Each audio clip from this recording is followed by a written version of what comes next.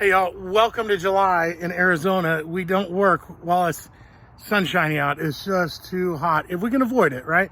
A lot of people can't, and I get that. But I am doing a little recreational rear wheel sensor switching out. I just got a new, to me, it's a 2011 Toyota Venza. It's the V6 with all-wheel drive. And there's Christmas tree lights on the dash. After researching and talking to a bunch of people in the really helpful Facebook forums, I went out and looked on YouTube University, and there's a video from a while ago, really helpful, and I forget the guy's name. I want to give him a shout out. Without him, I don't think I'd have done this.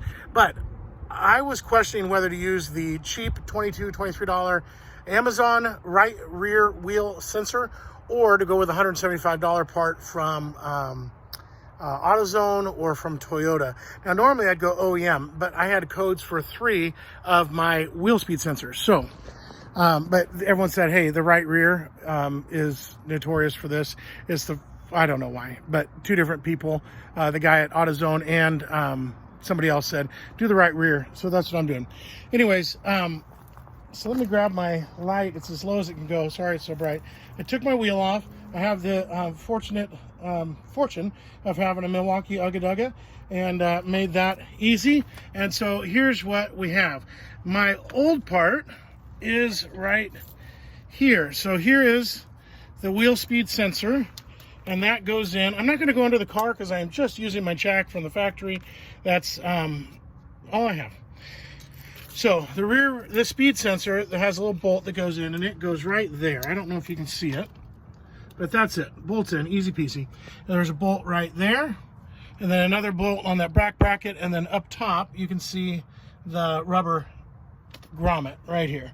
And that zip tie was on my original one as well.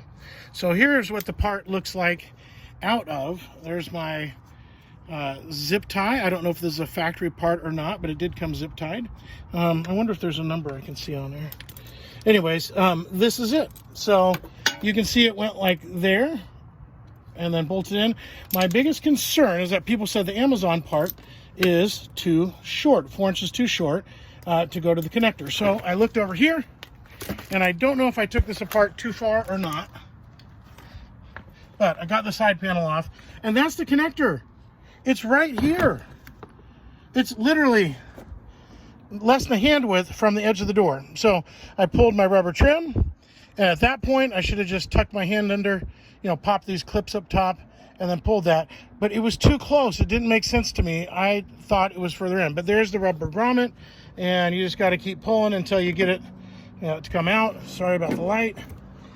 And so anyways, yeah, so that's the story there. Now it's time just to, drop this back into place.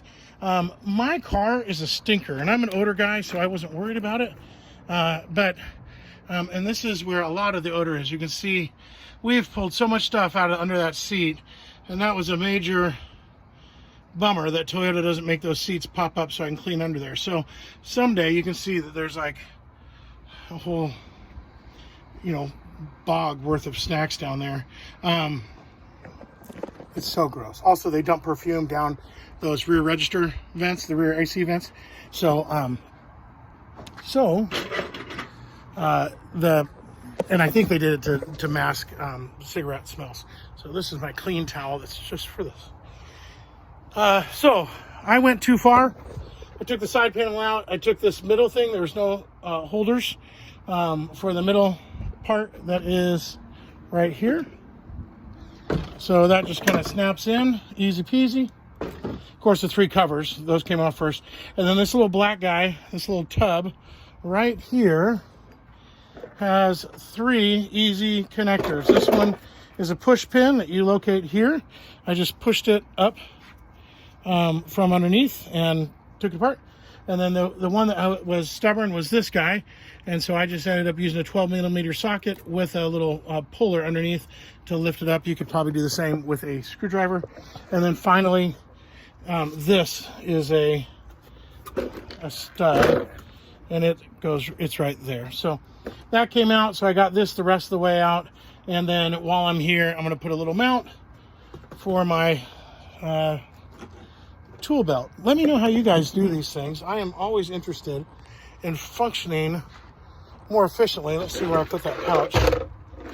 So on my Scion, I use these. They are tough built pouches, and they snap on and off easily with a little thing. There's a little, dovetail that goes on there, a cleat, and so you can put it on your waist. Anyways, I like to put mine like right there. It'll be great, or here would be good. So I just put the screws through the thing, but I need to put a little backer on the back, either a piece of metal or just a piece of wood.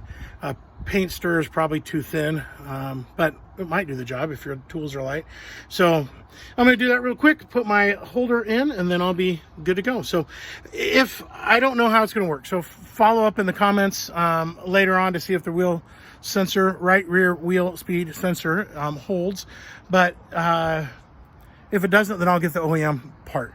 I am not worried about the other rear wheel speed sensor because I can do that very quickly now if I need to change it as well. And then I have no idea how to do the fronts. And so if you have a video that you know about for that, let me know. Mine's a 2011 Venza with the V6 and all-wheel drive. I don't know if that makes a difference. Next thing we got to do is probably front struts. The backs look good, and the bar looks good as well. The joints all look good. I'll let my mechanic make that official designation, but this was a way I could save on a $175 part. Plus, I think they quoted like $425 to put it in. So we just don't have $600 to spend on something that I thought I could do myself. And so no success yet. It's still up on the factory jack while I'm hanging out talking, making a video. So that shows you the wisdom that you are learning from. I am learning right now, so take what I have to say with a grain of salt, and get your money back if you need to. But all that to say, you can definitely do this. I didn't have any special tools. I have a very special impact driver, but you could do that with, if you get your wheel off, you can do this whole thing. I used Craftsman, my old Craftsman set from when I had a VW bus in college, so it's 30 years old, and it's still just fine. So you don't have to have fancy tools.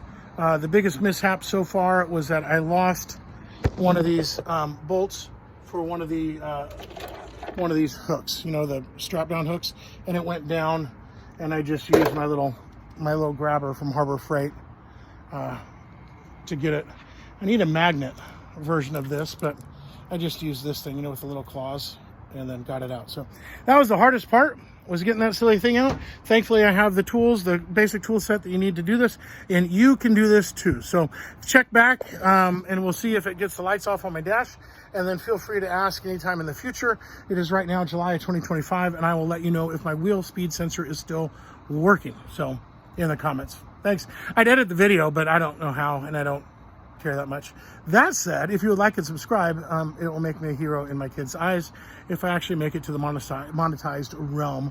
Who knows? So like and subscribe, please, from a desperate dad who's really hot. I just need to put my wheel on, put it back together, and go inside, hang out with my family. All right, bye.